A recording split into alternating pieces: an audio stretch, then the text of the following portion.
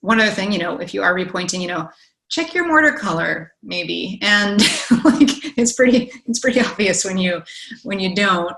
And also they call this cutting a joint, where you have to cut that mortar back. It shouldn't be sort of bleeding over onto the face of your brick ever. It should always be a little bit recessed from your brick. We're really bad about this in Chicago, especially on our common brick on the sides of our buildings. I don't know why this is a thing here, but it's not a good thing, where the mortar is really kind of bulging, right? So not only does it look not right, but it also traps more moisture into the brick itself. So you have more problems with efflorescence and spalling. Now, this is called rising damp. This is where you have an issue where there's water that keeps hitting the base of your building over and over again.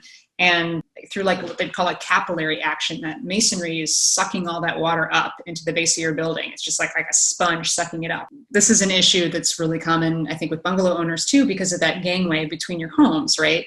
And you're either like the lucky neighbor or the unlucky neighbor a lot of the time, because you have the sidewalk, the shared sidewalk, that can tilt one way or the other way. It's either tilting towards your home or away from your home, right? And if you're lucky, it's tilting away from your home and your neighbor's getting all that water that you don't want. This is where I said it's a really good thing to be friendly with your neighbor. They can, maybe you can sort of like negotiate then and figure out, how are we going to fix this thing, especially if you're on the receiving end of it, right? You can do like they call, I think, a French drain. And a French drain is where the sidewalk will pitch towards the center. You've probably seen something like this before. So there's actually sort of like a crease in the middle of it, so it can kind of like get that water going, away from both of your homes, or, have something more pervious, so water can actually like soak through. So it's not the sidewalk that's determining, this like mad rush of water one way or the other.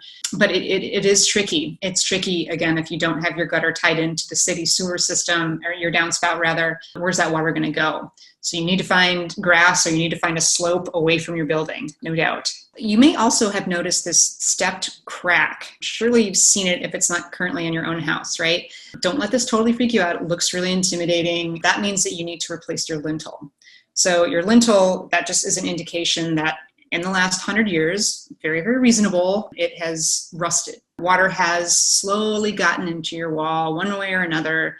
And, that rust expands, I think, 3 times the original size of the steel lintel, right? So it will actually sort of jack up and create this step pattern.